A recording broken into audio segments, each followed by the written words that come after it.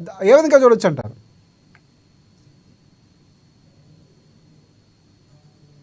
రకంగా రాజకీయ పరమైనటువంటి నిర్ణయాలైతే వాళ్ళు బాజాప్తా మేనిఫెస్టోలో అభయాస్తమా అనేదో చెప్పి పెట్టారు.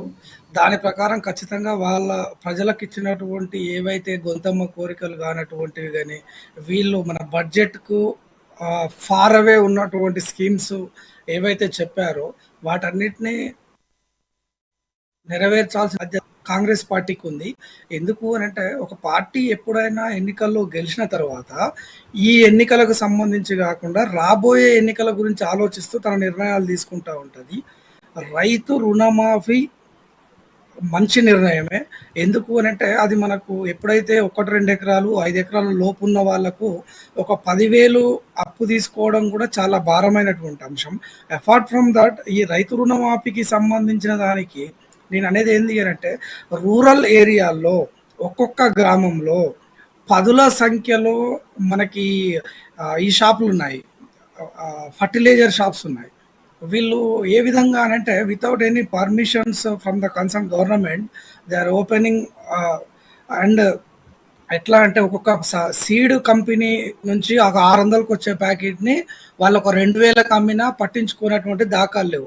అంటే మీరు ఈ డబ్బుల ద్వారా ఇచ్చే వాటికంటే ఏదైతే మీరు ఒక ఫ్రేమ్ స్ట్రక్చర్ ఫ్రేమ్ చేసేటప్పుడు అంటే ఫ్రమ్ ద స్టార్టింగ్ ఆన్వర్డ్స్ వీళ్ళు విత్తనాలు తీసుకున్నప్పటి నుంచి మొదలుకుంటే వాళ్ళు అడుగు మందు వేసినా, యూరియా వేసినా, వాళ్ళు నీళ్ళ మందులు కొట్టుకున్నా దీని మీద ఎన్ని రకాలుగా కరప్షన్ జరుగుతా ఉన్నది.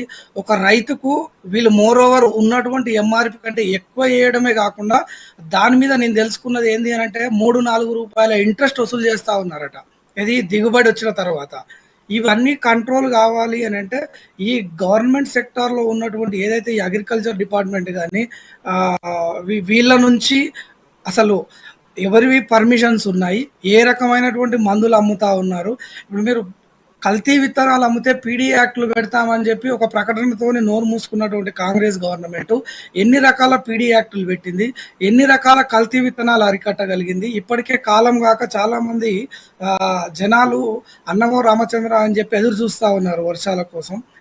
ఈ ఈ రకంగా లూప్ హోల్స్ ఉన్నటువంటి సిస్టాన్ని స్ట్రెంథెన్ చేసుకోవాలి తప్ప ఏదో మేము ఒక దగ్గర నుంచి భూములమ్మో ఇంకోటి చేసో డబ్బులు తీసుకొని వస్తాము, రుణమాఫీ చేస్తాము, దాంతో చేతులు దులుపుకుంటామంటే కాదు.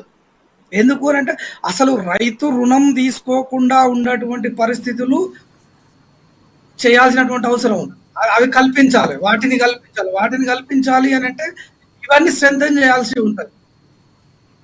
ఈవెన్ రైతుకు సంబంధించినటువంటి పరికరాలు సబ్సిడీ ద్వారా అందిస్తున్నటువంటి ప్రభుత్వము అవి ఏవందిస్తుందో కూడా ప్రజలకు తెలియనటువంటి పరిస్థితి. అంటే ముఖేష్ గారు అంటే రైతులకు సంబంధించి మీరు లేవనెత్తిన చాలా అంశాలు ఉన్నాయి. కానీ కాంగ్రెస్ పార్టీ ఇక్కడ ప్రధానంగా ఇచ్చిన హామీని నిలబెట్టుకునే ప్రయత్నం చేస్తుంది. ఆ దిశగా ముందడుగేసి దానికి సంబంధించి ఖచ్చితంగా అప్రిషియేట్ చేయాల్సిందే. దానికి అప్రిషియేట్ చేయాల్సిందే. మళ్ళీ మీ దగ్గరికి వస్తాను అంటే కాంగ్రెస్ పార్టీ